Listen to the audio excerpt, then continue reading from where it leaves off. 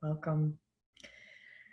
So let's get settled right away. I actually am taking a class now that starts at 1 p.m. So I'm going to be a little bit tighter with keeping the meditations, hopefully to 45 minutes. And if I go over, I just need to be done a little bit before 1. So if there's time for questions, we'll take questions. And if not, you can always email questions to Misty.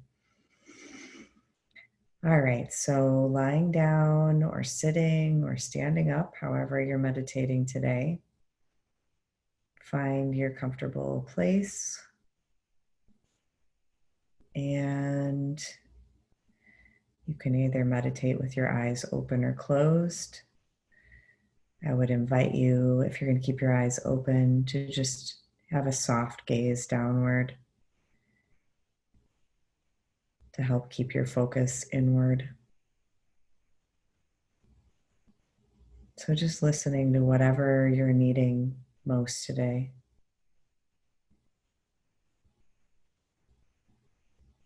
And if you're seated, finding a posture that is upright but not rigid.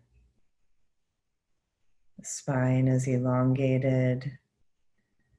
As I've said before, much like a spring or a string rather is pulling up from the crown of your head and elongating the back of your neck so that your chin is going to be really slightly tucked. Shoulders are relaxed and down. So notice if you're hunching up your shoulders.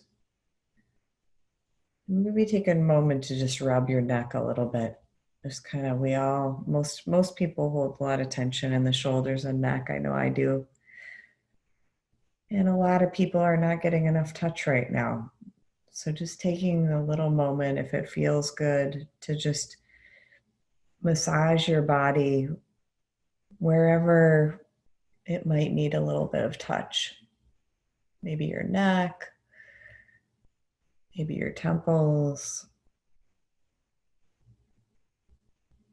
and maybe your jaw.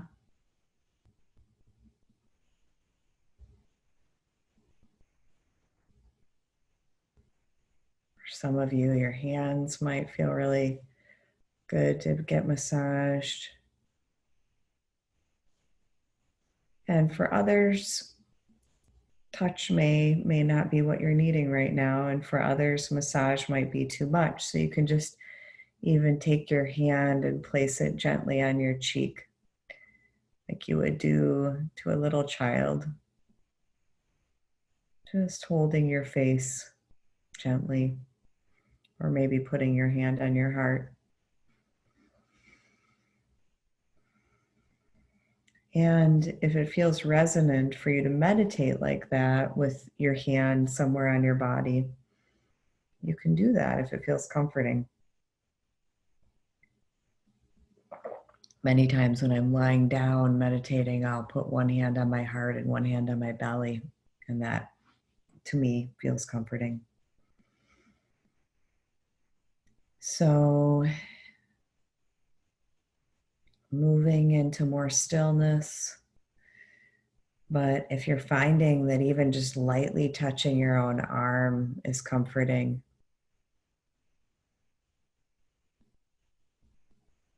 I want to focus today on self-love and comfort.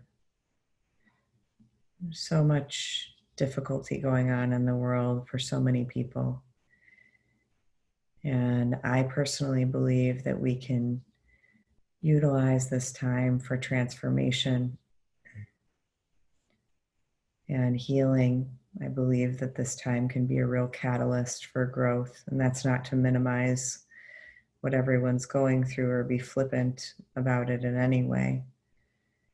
But I do think that we're in it. And so this is what's here. This is the energy that's here right now. And we have a choice. We have a choice of what we do with it. And so I would invite you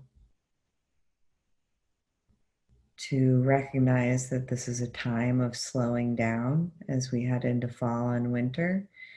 And because of COVID, we're really in the midst of a major slowdown, the likes of which most of us have never seen. Our culture moves very fast. And so, for many, many people right now, the pace at which life is moving is very uncomfortable. But recognize, if you're one of those people that, and I'm sure you have, that this is showing us something. It's showing us how we live. I'm definitely recognizing that more and more. So as we sit or lie together, I want you to start to become aware of your breath. And notice that the breath is actually a very subtle thing to notice. So for some of you, the breath may just be so subtle that it's very hard to use as an object of focus. And there's nothing wrong with that. As you sit more and more, your mind, your awareness, your consciousness will become more and more aware of subtler and subtler things, subtler and subtler energies or vibrations. And the breath has a very subtle quality to it. So if you're new to meditation and you're like, I am sick and tired of this breath thing, or you just find it very difficult and you have for a while, it's okay to choose a different object of focus. We can meditate on anything. The breath just happens to be what a lot of traditions use. So I want to speak to those people who are having trouble with breath-focused meditation or think you might have trouble with that. You can use a mantra. And so why don't we all practice in that way to begin with?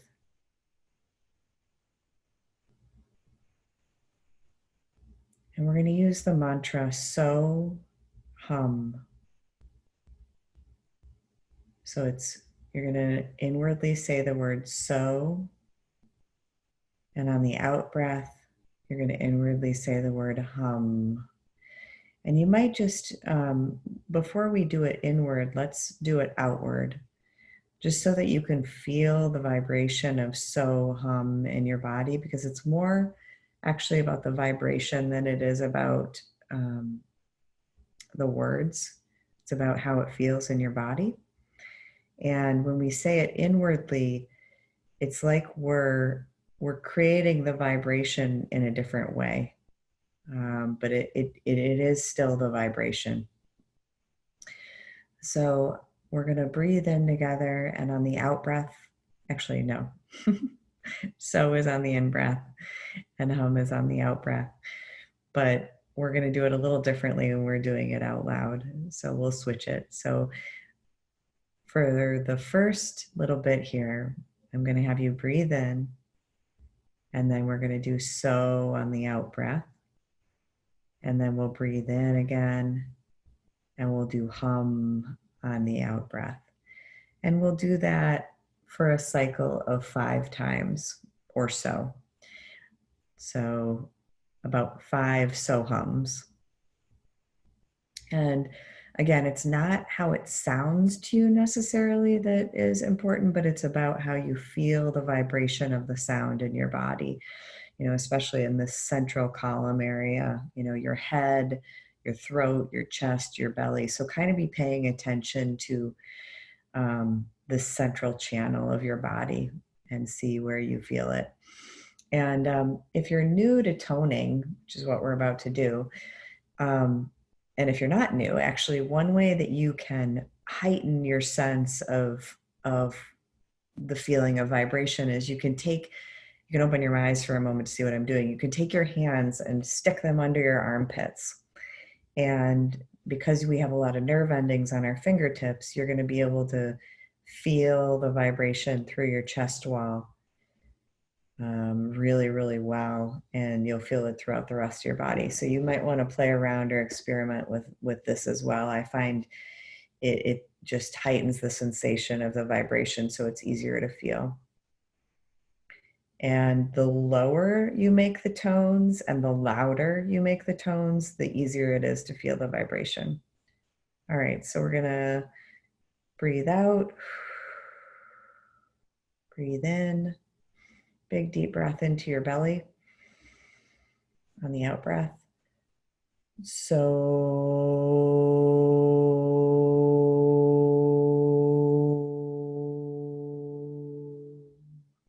In breath.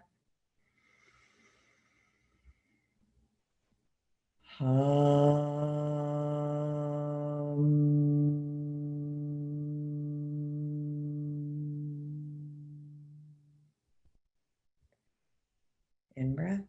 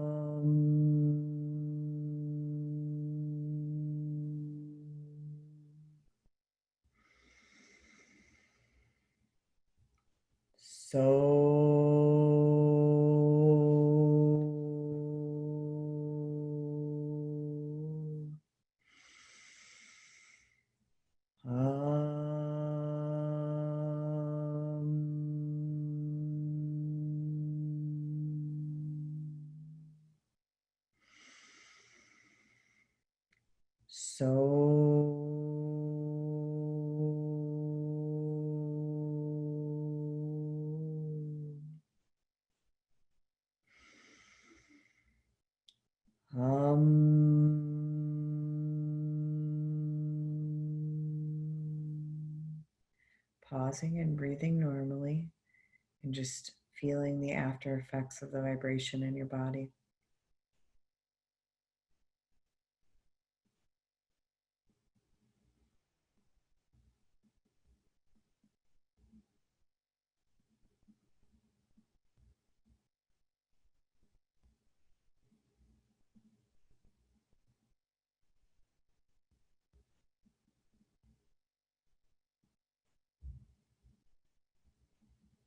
So now see about pairing the so with your in-breath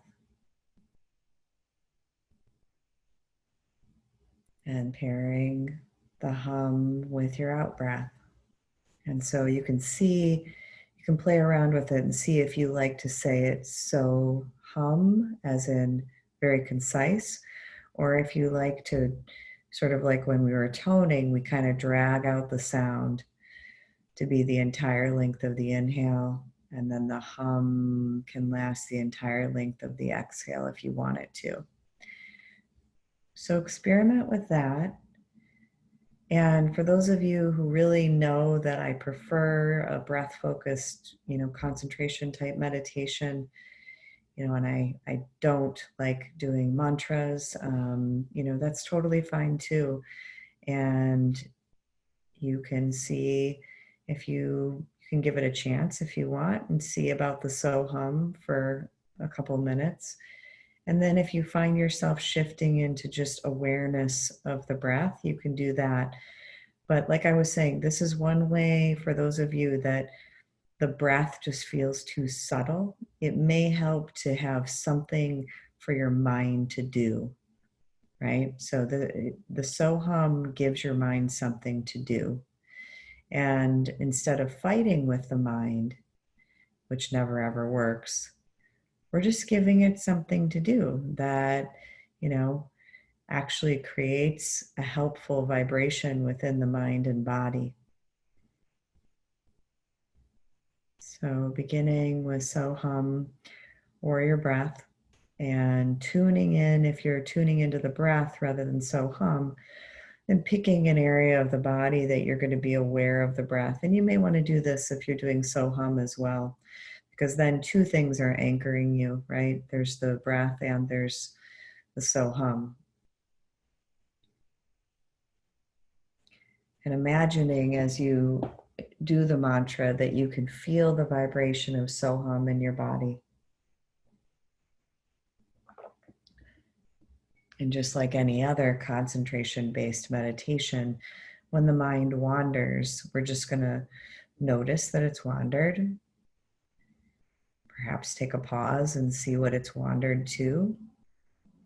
Or sometimes that's very obvious, and then we can just gently return to the breath or the so hum or both.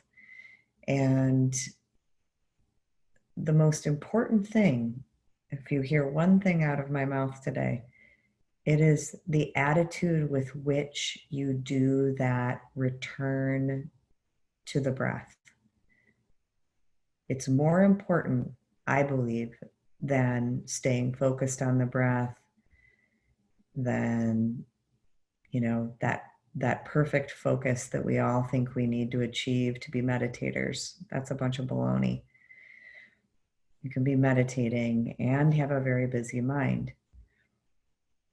But if you have a very busy mind and every time your mind wanders, you metaphorically slap yourself on the wrist, or you shame yourself like, oh, I can't do anything right, I'm so bad at this.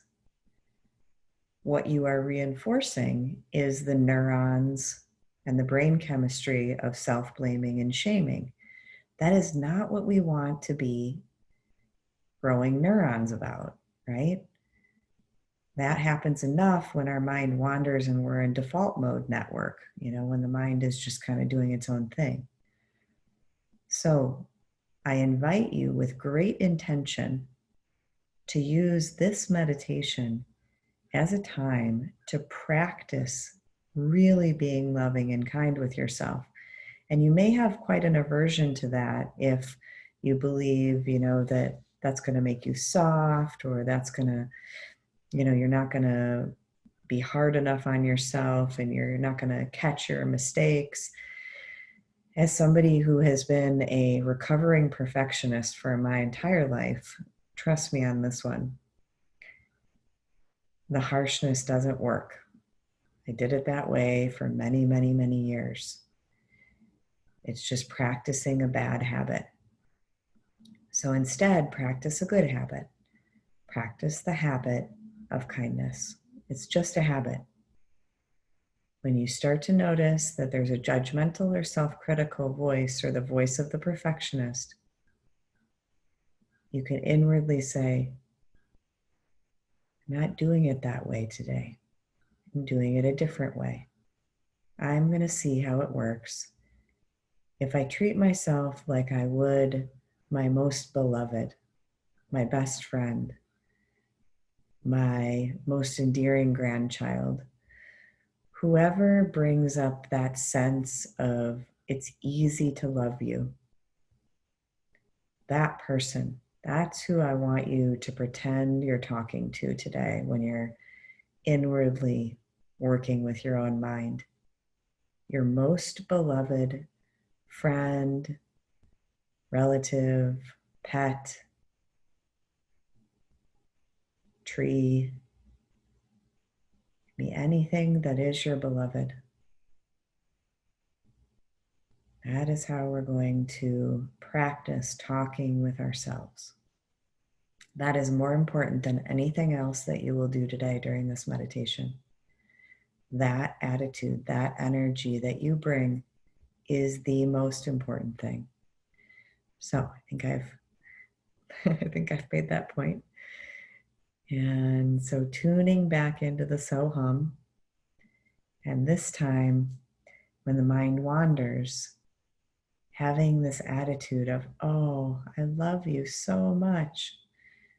And that may sound cheesy, but I mean it. I love you so much that I'm caring that we are learning how to allow the mind to rest in the breath and then the so hum. It's, I love you so much that I see the pain and suffering a wild mind can cause. It's not blame, it's I love you and I want to help you rest. I want to help you feel at ease.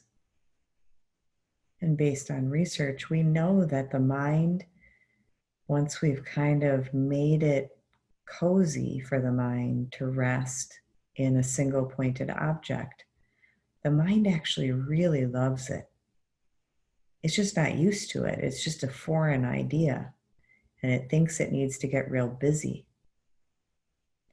And so let it be busy. Don't fight. Instead, be loving. And the mind will settle eventually. It may take weeks or months, not of continuous practice, but of coming back to this. But you will catch glimpses of the mind settling, and it's very restful. But it doesn't mean you're doing it wrong if your mind is very busy. That's how most minds in the United States are most of the time. We live in fast, fast, fast. But we're learning. The whole universe is teaching us how to be slow right now, how to be slower, how to be gentler, how to be kinder. And it starts with you. It starts with you and your own mind practicing the kindness inwardly. That is how we will change the world. If every person could learn how to be loving and kind in their own minds toward themselves, this whole planet would be instantly different. So you're doing your part.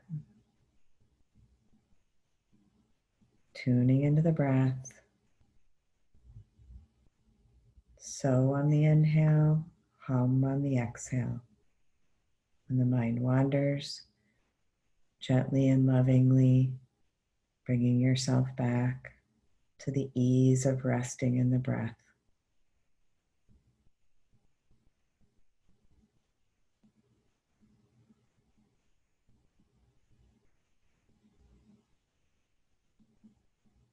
Enjoying the subtle qualities of the breath, enjoying the coolness of the breath as it comes in,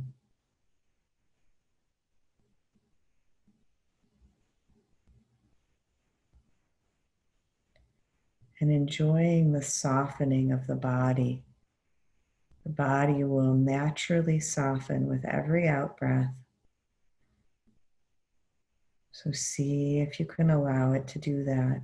We can prevent it from softening because we're often tense. But seeing if you can allow it to soften and really seeing if you can enjoy that little moment of letting go, that little moment of relaxation. It's all about the enjoyment, finding the pleasure in the breath. That will entice the mind into the breath.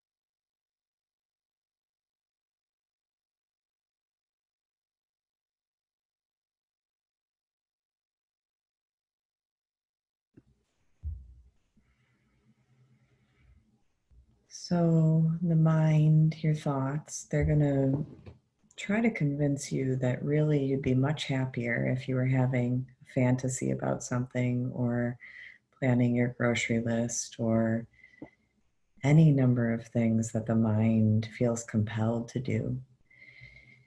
And much like a toddler that really wants its own way, the mind can just get kind of feisty, and much like a teenager can be really rebellious if you try to control it too much.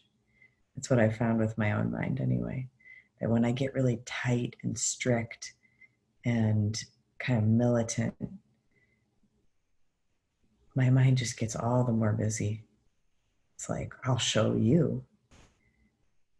So maybe just for today, like I had said, try the gentle approach. It's not like we're being lackadaisical parents with this toddler.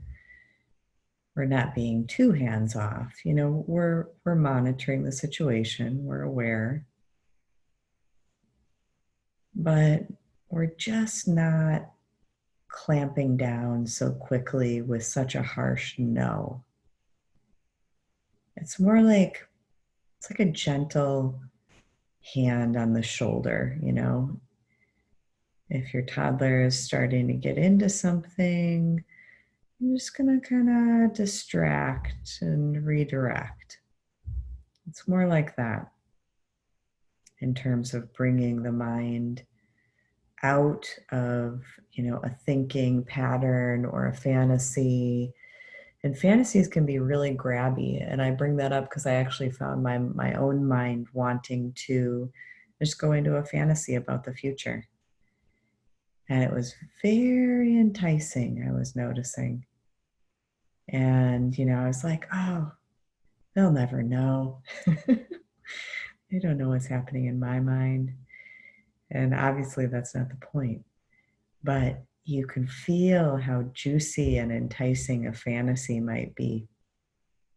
And then I was recognizing, though, that honestly, we can create all sorts of suffering for ourselves by spending too much time in fantasy about the future, you know, because we build up expectations, and ultimately just mainly because we're not there. We don't know what the future holds. It's uncertain. And so if we latch on too tightly to something in the future, it's inevitably going to it's going to result in suffering. And I don't mean that it's bad to daydream or fantasize or anything like that. I think we can just recognize that if our mind is in it all the time, that there's a certain element of suffering to that. And that there's a certain amount of pleasantness or pleasure that the mind will find, usually, pretty easily if you do it in a non forcing way. If you're like, oh, imagine that feels really lovely to be breathing in and feel the coolness in your nostrils. It's a subtle pleasure, but it's a pleasure. And then the subtle pleasure of the body softening with the out breath.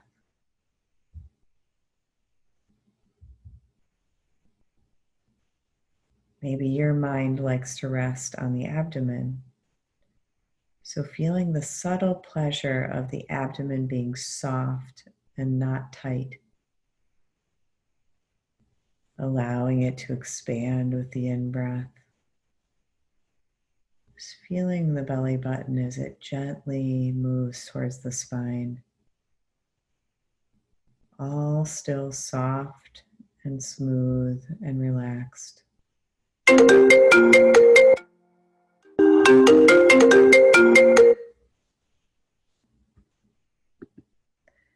Sorry about that.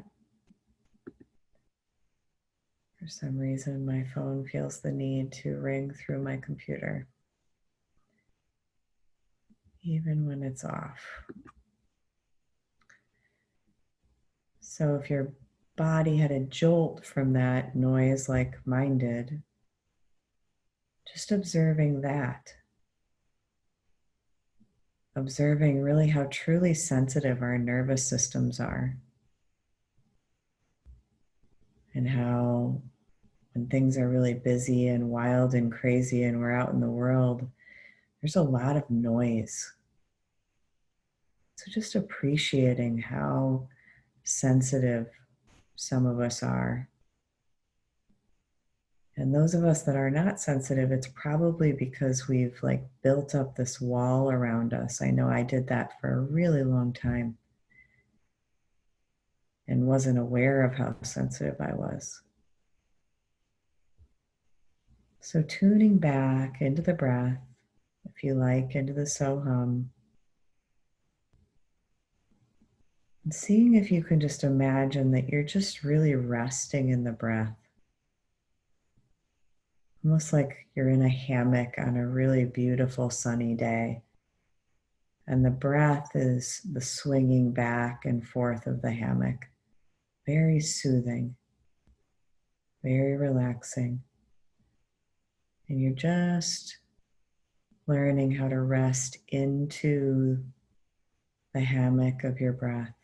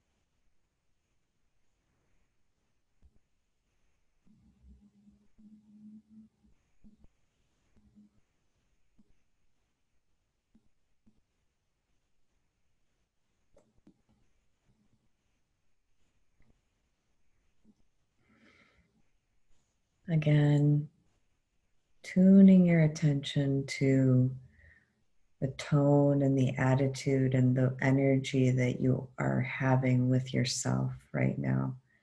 Remember, that's the most important thing, is the kindness that you bring to yourself during this practice. That is what we are practicing. That is what we are growing neurons about. It is self-compassion.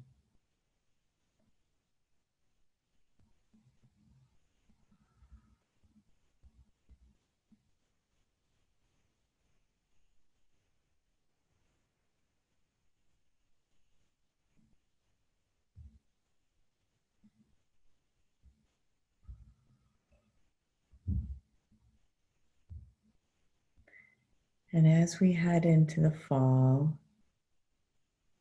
and then the winter, some of us may love the winter and fall and may have, very happy memories and thoughts about this time of year.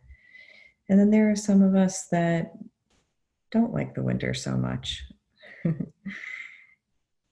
And see if you're one of those people, and I happen to have becoming one of those people over the last several years, but I'm experimenting with something different this year as we go into fall and winter.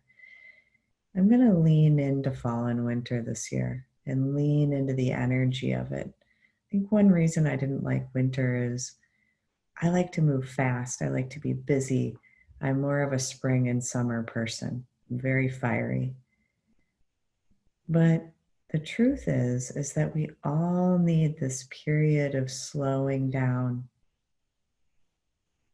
And maybe if together we can look at it as a time of going inward, a time of resting and moving more slowly, a time of warm food and soups and fires and curling up with a good book.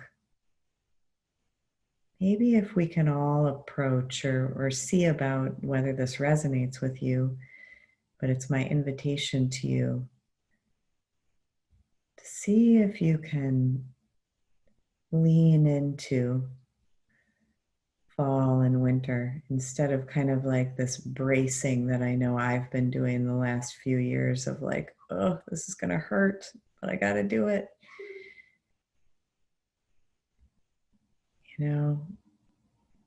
Attitude is so much of our experience. Intention is so much of our experience.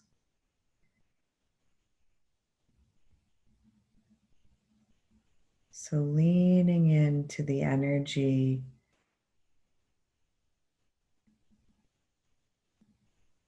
and I don't mean to be morbid when I say this, but fall and especially winter, it's a time of death. It's a time of endings. And we need to go through that because in order to go through the bursting and the newness of spring, we need to go through the winter. And if we can see it as a time of coziness and slowing down and gentle nurturing of ourselves, instead of trying to move fast like it's spring and summer, because that's where there's a dissonance, that's where it doesn't work. So many of us have busy lives still, but seeing if we can approach life in more of a manner of gentleness and slowness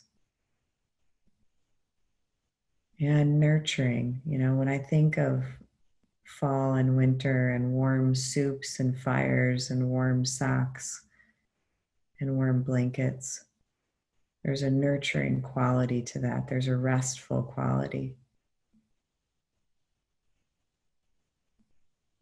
So seeing if you can tap into that restful quality over the next week as we're having some of our first cold weather of the year. Instead of resisting it and hating it, we can hate things, we can resist them, but it doesn't make them different. Or we can lean in. We can lean into the weather, we can lean into our emotions. We can lean into the change And then there's a lot less suffering. Because really, I was told this equation once that pain plus resistance equals suffering. Again, pain plus resistance equals suffering. If you take away the pain, if you take away the resistance, rather, it's not suffering, it's pain. But we can observe the qualities of it and we can have a more balanced sense about it. It's when we add the resistance, it's when we add the I do not want it to be this way. It must be different. That's where the suffering is. So see if you can soften your resistance this week between now and our next meditation. And let's just end together here with 3 ohms. I would invite you to join in. Or if you're feeling like you want to be quiet, just feeling the vibration of the Om in your body, imagining it. The in-breath, deep breath into the belly. Om.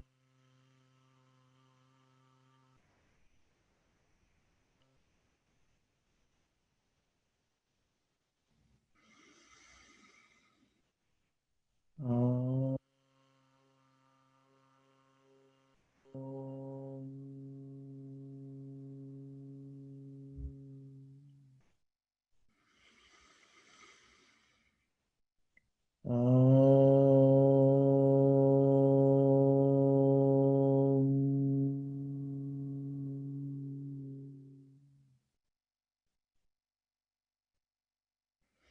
May the fruits of our practice today spread outwards in all directions and help to end the suffering of all beings everywhere. Thank you so much for going inward today and trying to practice self-compassion. As I said earlier, if we could each learn to be more loving to ourselves in our own minds, the world would drastically change, and it could change overnight. So I invite you to this practice. Not always easy, but you can change the world a little bit each moment as you practice this with yourself. It really will shift things for you, and those ripples of energy go outwards from you. So it does affect everyone. Thank you. Let me look and see if we have time for questions. Oh, we do. Yeah, we have about 5 minutes for questions. So if any of you have any questions, I'd be happy to answer them. And then after about 5 minutes, we'll sign off. And if there are any other questions, you can hold them till next week, or you can email Misty. While I'm waiting for questions, I'm just going to mention again, I know I mention this every time, but I really have been finding that the people who come to me from the Monona Terrace just are so fun to work with, because you already have an intention of spiritual practice. So really finding that working therapeutically one-on-one with meditators is what I really love. So if you're looking for a therapist or someone for integrative psychiatry, meaning holistic psychiatry, where I look at the root causes of things, I'd invite you to email Misty and I can get in touch with you. Question about the so. Do we actually say so or just feel it? The so hum, you can do it either way, Jeannie. So in the beginning, we started with doing it out loud, and then we can do it internally. And the reason I teach so many different ways, it's not to be confusing. It's so that you can get a sense of what is easier for you right now. And so maybe the mantra is not your thing. And, I have found various times in life that the mantra is not my thing. But many people resonate with it, and many people find it soothing to have something for the mind to do. And, many highly skilled meditators use mantras and many don't. So, if you like it, use it. if it feels hard and like you're forcing yourself into something, don't do it. You do a different practice. You know, that is sometimes the most skillful thing, is recognizing, today I actually can't do seated meditation. I'm going to do walking meditation because my body is so restless. Or I'm going to do Tai Chi or Qigong or yoga or just slow, gentle movement. You know, I'm going to be in my body in the moment. That is meditating. The Om was easy, but inhaling so will take a bit of practice. So you might notice, actually, Jeannie, I'm just realizing something. If you can hear your own breath,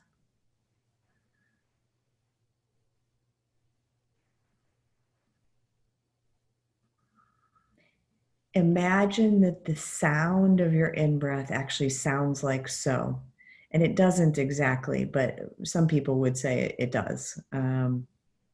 So see if you can hear the so in the sound of your in-breath in your own head. And if you can't, one thing you can do is you can try ujjayi breathing, which is where you constrict the back of the throat.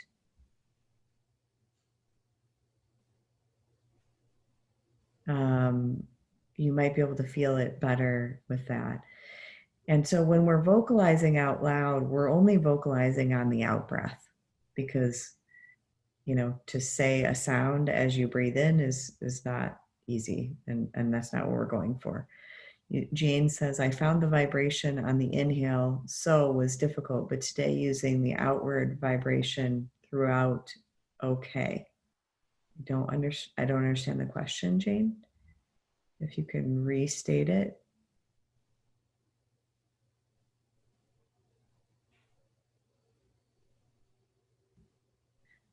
Maybe you're saying you use the hum throughout the whole thing. And if that's what works, then that's fine. Absolutely fine. Mary says, thank you for the image of cozying in. Very helpful on this gray day. Loved the hammock image for breath. Also could deeply feel the vibration of the tones with my hands in armpits. New to me, I have taken singing lessons. Thanks. Yes. So Jane, you're just answering me. Out was easy. Yes, use the hum. Yeah. Great discussion on winter, says Kevin. I share your views on fall and winter versus summer, spring. I also like to be active and moving. This winter will be extra challenging. The extended darkness of winter coupled with the isolation resulting from COVID will be challenging. I've had the same thought, Kevin, which is why I'm kind of thinking about ways that we can all cope with it. No heated yoga or going to the gym, which have helped me in the past. So I will need to develop new approaches and embrace winter. Yeah, I'll be in the same boat as you, my friend. So I will be trying to come up with ways to lean into it, because I really do think the way that I have resisted it over the last few years has probably made it worse. I mean, when we resist anything, it makes it worse. So, yeah. And there is the added thing about the added isolation of COVID. And I think finding the ways, getting creative this winter about the ways that we're going to be with each other. And, that may look like buying yourself a really nice new warm snowsuit if you can, or going to St. Vinny's and trying to get some really warm clothes so that you can go for walks with people outdoors, because we do need to see our close people. We do. We're social beings and we need to see each other. And we need to see faces. I've been thinking about masks and how it creates a separation and you can't see other people's facial expressions, and how that can itself be really feeling isolating. And so, if it's safe for you, if you feel safe doing this, I would invite you to go for a socially distanced walk with a friend, if that feels like something that's safe for you. And if it feels better to wear a mask, then wear a mask. But yeah, I think it's going to be really important for us to connect this winter.